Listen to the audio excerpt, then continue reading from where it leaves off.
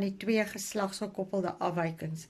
Nou wil ek gou vir julle die skryfmanier wys en om tyd te spaar het ek nou kleurblindheid links en hemofilie regs. Ons simbole wat ons gewoonlik gebruik, maar jy moet maar kyk in 'n vraag want dit kan partykeer 'n ander simbool wees. Kleurblindheid is die normale is die hoofletters by albei en die klein lettertjies omdat dit 'n resessiewe alleel is die klein b en klein h. Nou kom ons kyk 'n bietjie na kleurblindheid. Vrouens kan 3 genotipes hê en dit wat ek vir jou hier skryf is die genotipes. 'n Vrou kan heeltemal albei kromosome van die chromosome kan 'n normale groot B wees. Of sy kan normale kleurvisie hê, maar sy's 'n draer. Of sy kan op albei hierdie, en dit is baie raar, kan sy 'n homosigotiese resessiewe gene hê, so sy gaan hier wees 'n leier. Hierdie wat ek hier geskryf het, dit is nou die genotipes, en dan weet ons fenotipies om hulle te beskryf. Hierdie een gaan normaal wees. Hierdie een gaan 'n draer wees. So sy gaan normaal wees, maar sy's 'n draer van die geen, en hierdie een gaan 'n leier aan die siekte wees. Sien jy die 3 kategorieë? Nou kom ons kyk hoe lyk mans. As hulle vir jou sê 'n man en 'n vraag, dan sit jy dadelik die X en die Y neer, net soos hierso ook. Hy kan een van 2 wees. Of hy kan die dominante geen hê, dan is die man, het hy normale kleurvisie. Of die man kan 'n klein b hê, dan is hy kleurblind. Goed, nou is dit baie belangrik. Jy moet nou hierso 2 dinge leer wat ek gou-gou in jou wil inprent. Jy skryf nooit op die Y-kromosoom 'n alleel nie.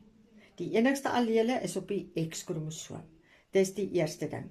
Die tweede ding, onthou, alle gene is nie geslagsgekoppel nie. So jy moet in jou vraag baie mooi kyk. As hulle vir jou sê dis 'n autosomale alleel, dan sit jy hom nie op 'n X en 'n Y nie, want wat julle nou doen is, nou dat julle hierdie leer, sit julle alles op X en Y, albinisme en Huntingtons en al die voorbeelde in die vraag, en dis slegs geslagsgekoppel, slegs hulle dit sê, en slegs vir die 2 wat jy moet ken. Kom ons kyk gou-gou na hemofilie. Groot H is 'n normale vrou. Nee, dis die fenotipe, sy's normaal. Groot H, klein h, gaan sy die draer wees. Klein h, gaan sy die leier wees. Kyk, dis 'n eksponent van X en Y. Sien jy skryf hom regs bo klein. Mans kan een van 2 wees. Hy kan of normaal wees, soos alle mans wat nie bloeiers is nie, het hierdie genotipe, en of hy kan 'n hemofilie leier wees. Met ander woorde, sy bloed vorm nie die geen wat vir die proteïen kodeer, is nie beskikbaar nie, so hy is 'n hemofilie leier. 'n man wat aan hemofilie ly, trou met 'n vrou wat 'n draer van hemofilie is. Doen 'n genetiese kruising, bepaal hoeveel persent van hulle seuns. Die P1, jy onthou jou stappe, né? Fenotipe, en dan jou P1 genotipe moet jy eers neerskryf. Nou as hulle vir jou sê 'n man wat 'n hemofilie leier is, dan is hy 'n hemofilie leier, en hy trou met 'n vrou wat 'n draer is van hemofilie. So sy is normaal, normale vrou. En hy is 'n man wat die hemofilie leier is. Goed, so jy sê niks hier van X en Y nie, né? Right, nou, die genotipe gaan nou wees X en Y, want hy's 'n man. Skryf hulle net by mekaar, maar ek wil so 'n bietjie afstand hier hê. en hy is 'n leier, so hy die resessiewe geen gekruis met 'n normale vrou, maar hulle sê vir ons sy's 'n draer, so sy het die geen as ons die simbole H en H gebruik. Nou is dit die gewone stappe van meiose, dan kry ons mos nou gamete. Net so, dit is 'n gewone monohybrid kruising. So ons kry nou X, H, ek wou nog vir julle gesê het, in plaas van die komma punt, kan jy partykeer, kan jy ook skryf N, né? 'n groot Y. Gekruis met, en onthou julle, hier's 'n ander ding. Hier's nou baie kruisies, so maak jou kruisie hier kleiner en maak jou kruise van die chromosome duidelik, hoor. Goed, X, groot H, X, klein H. En jy skryf daar N. Hulle het nou geskei. Goed, volgende stappie is bevrugting. Nou gaan ons 'n pinnediagram gaan ons trek. Nou jy sal ook sien hierso, moet jy maar jou tabelletjie 'n bietjie wyer trek, hoor, want dit is nogal die X'e en die eie vat plek. En die vrou se allele gaan jy hier skryf. Skryf jy jou X'e neer en jy skryf jou allele neer. X, X,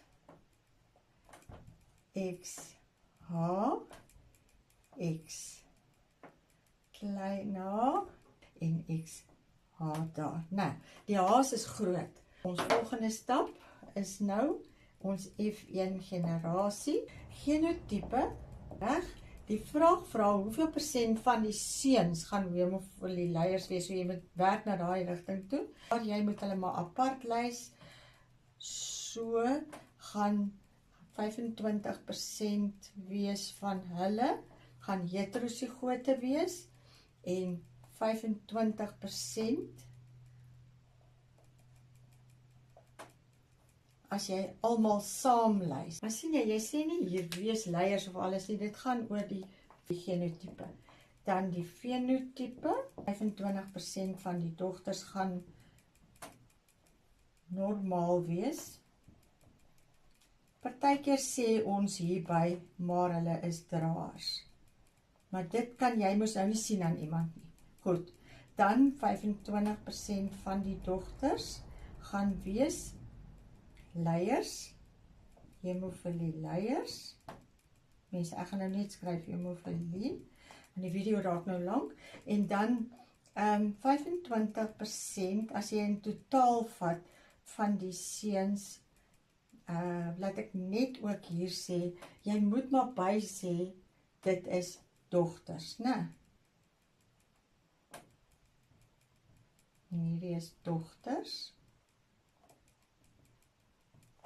Dan gaan jy sê 25% normale seuns en 25%, maar dis nie jou finale antwoord nie. Wat gaan jou finale antwoord wees?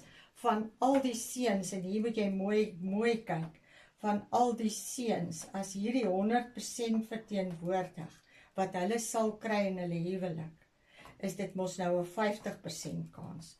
Dus die kans vir hemofilie vir die seuns, is 50%.